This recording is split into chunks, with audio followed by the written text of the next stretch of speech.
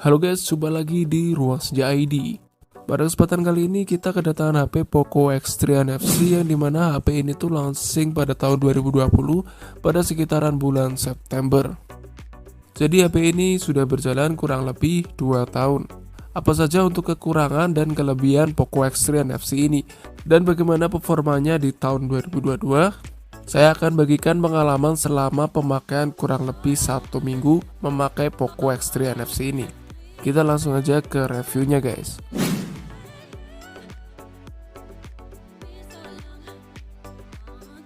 Poco X3 NFC sudah 2 kali saya beli HP ini guys. Dulu pernah sempat saya review namun beda warna ya teman-teman ya. Dan untuk viewernya juga sepi. Tidak tahu kalau untuk video ini apakah masih hype di tahun 2022. Oke. Dan mungkin kalian bertanya kenapa bang beli Poco X3 NFC sampai 2 kali? Ya karena saya cari HP Xiaomi yang spesifikasinya lumayan tapi harga seminimum mungkin. Nah jawabannya antara Poco X3 NFC ini sama Redmi Note 9 Pro. Nah karena kebutuhan saya buat gaming juga dan cari yang refresh rate layarnya itu 120Hz, maka aku memilih Poco X3 NFC ini.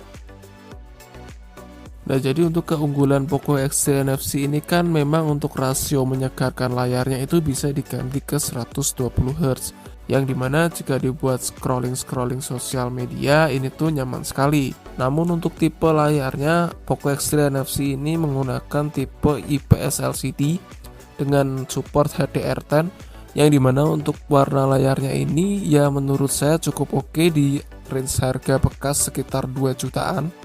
Dan kalau kita buat nonton YouTube ini tuh bisa maksimal di resolusi 4K 60 fps dengan dukungan HDR. Ya kalau dilihat dari warna, terus ketajaman, saturasi dan kontras ya menurut saya ini cukup pas lah. Seukuran IPS LCD tidak ada komplain di sini dan untuk layarnya ya mantep-mantep aja guys. Jadi ini kecerahannya sudah full dan kita berada di luar ruangan masih bisa terlihat dengan jelas. Overall oke untuk layar Poco X3 NFC ini. Lalu kita bakal tes untuk masalah gaming teman-teman. Di sini untuk Poco X3 NFC menggunakan Snapdragon 732G. Dan kita coba untuk game FIFA. Dapat grafik apakah? Di sini kita coba lihat di pengaturan dan kita lihat di grafika. Dan untuk settingan grafisnya ini sudah cukup lumayan, bisa masuk ke tinggi, bahkan sampai penonton dan efek UI-nya itu bisa tinggi. Kita langsung tes untuk gameplaynya.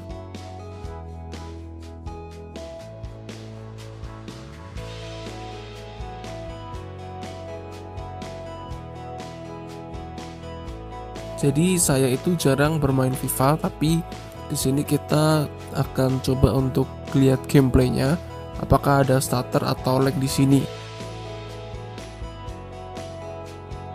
Dan memang ini sangat masih mulus sekali ya teman-teman. Game FIFA ini sepertinya bisa dilibas habis oleh Poco X3 NFC dan kita bisa lihat di sini untuk FPS-nya itu bisa 60 fps ya. Untuk pergerakannya mulus dan touchscreen-nya juga tidak ada delay meskipun tidak seresponsif milik Redmi Note 10 kemarin. Kalau dibandingkan dengan Redmi Note 10 tentu lebih responsif dan bisa fast hand di Redmi Note 10. Kalau di Poco X3 NFC ini standar-standar aja guys. Tapi ini menurut pengalaman saya aja guys ya.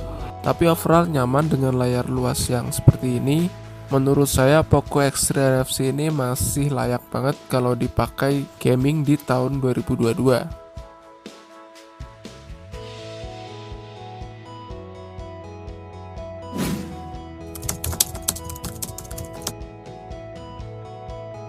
Untuk masalah kamera, Poco X3 NFC ini menurut saya masih cukup banget buat jadi andalan di tahun 2022 ini. Untuk resolusi kamera utamanya sebesar 64 megapiksel. Dan berikut beberapa contoh untuk hasil foto dan juga videonya.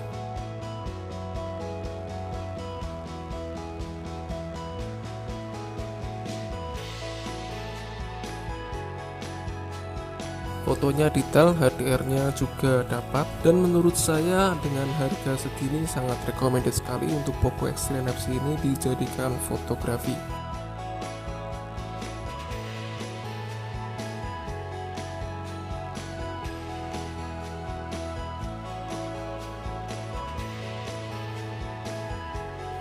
Dan ini adalah hasil perekaman di 1080p dengan 30 fps. Videonya cukup stabil dan di sini bagus sekali ya, terlihat di layar ini sangat cerah sekali. HDR-nya pun dapat, dan di sini kita coba untuk tes fokusnya. Nah, ini kita tes untuk fokusnya, apakah cepat atau tidak, nanti teman-teman sendiri yang menilai.